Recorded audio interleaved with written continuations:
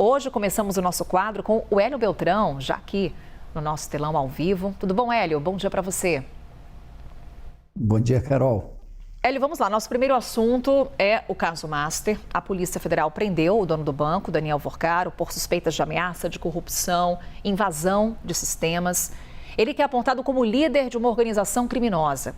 A prisão aconteceu por determinação do ministro André Mendonça, o relator das investigações no Supremo Tribunal Federal, que criticou a Procuradoria-Geral da República por minimizar a urgência da decisão. Daí a nossa pergunta, se essas críticas fazem sentido. PGR minimizou a urgência da prisão de Vorcaro?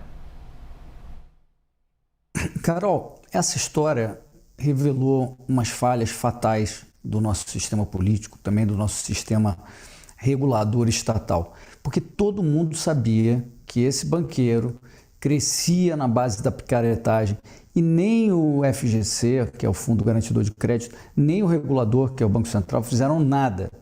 Até servidor do Banco Central estava comprado pelo Vorcaro, como a gente viu aí. Talvez até um diretor envolvido. E tem essa história da morte do sicário de ontem, que era um arquivo de muita coisa suja. Então é muita coisa cabeluda, muita sujeira.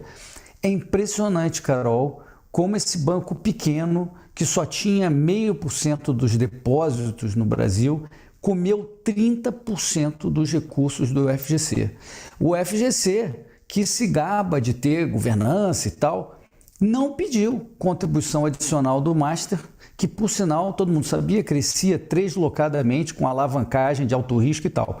E o regulador não regulou. Deixou, inclusive, o Master comprar 2 bancos pequenos já durante um período de suspeição. Então, o caso é complexo, envolve muita gente. Tem a questão do Toffoli, a questão do Moraes, que ainda não foi explicada. Por exemplo, tem o lobby do Lewandowski, do Manteiga, tem as reuniões do Lula, tem muita gente no Congresso enrolada com o Vorcaro. Ontem, inclusive, vazou uma lista de contatos de deputados no celular do Vorcaro. Claro que nem todo contato celular, a gente sabe, é compra de favor, mas não cheira bem para muita gente. E vazou também um possível encontro dele com o Moraes, né? Então tem muita informação nova chegando. Mas respondendo a sua pergunta, Carol, sim, a PGR errou feio. Chamou a atenção, então, de todo mundo essa bronca que o Mendonça deu no Gonê. Está faltando o PGR explicar por que ele discordou da prisão com tanta prova de obstrução de justiça. Ficou muito feio para o Gonê, porque nesse relatório da Polícia Federal tem muita lama descrita ali.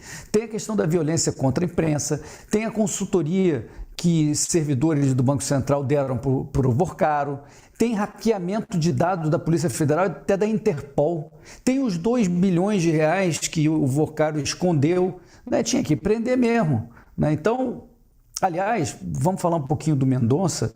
Ele tem uma responsabilidade gigante nesse negócio. Ele começou muito bem, autorizando essa prisão do Vorcaro e tal, mas ele vai enfrentar um grande lobby de defesa em geral e vai ter drible dentro do próprio Supremo Tribunal Federal. Carol, enfim, Brasília, a gente sabe, é a capital mundial da blindagem, a capital mundial do compadrio. Essa história ainda vai render muito e eu vejo um risco grande de lá na frente nem todos os culpados serem punidos, Carol. Ainda de olho em Brasília, Hélio, trazemos a nossa segunda pergunta sobre a quebra dos sigilos bancário e fiscal do filho do presidente Lula. Essa foi uma medida aprovada pela CPMI do INSS, mas que agora está nas mãos do ministro Flávio Dino. A defesa do Fábio Luiz Lula da Silva acionou o Supremo com base na decisão do ministro que suspendeu a quebra dos sigilos da empresária Roberta Luxinger. Ela é suspeita de participação no esquema de fraudes do INSS e amiga do Lulinha.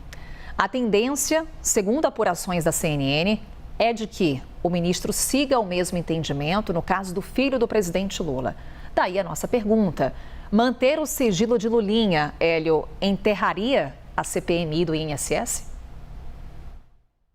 Carol, espero que não enterre, né? Essa CPMI, do INSS já expôs muita coisa e o governo aí em desespero, tentando derrubar no tapetão essa quebra do sigilo do Lulinha, da amiga dele, diz muita coisa. O Lula tinha dito que se tivesse evidência contra o Lulinha, ele ia investigar e tal. Mas chegou na hora H, né, quando a coisa pegou, eles foram correndo para o Supremo Tribunal Federal.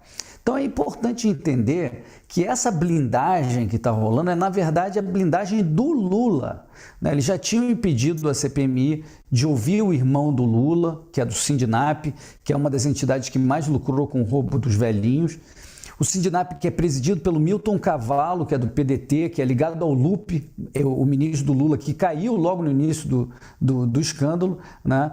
Agora eles perderam a votação da quebra do sigilo do Lulinha e foram espernear. Primeiro espernear o Alcolumbre, né, que acabou deixando o governo na mão, porque ele validou a decisão da CPI, depois foram espernear para o Dino. É lógico, né, que ele vai derrubar a quebra do sigilo. Mas eu acho que o eleitor percebe essa tabelinha para blindar o Lula, né? As pesquisas estão mostrando cada vez mais que o Lula já não está com essa bola toda, né? A maioria dos jovens rejeita o Lula, a maioria dos pobres rejeita o Lula, a maioria dos não polarizados, os mais independentes, rejeita o Lula. Então não vai adiantar mais blindagem oficial, não.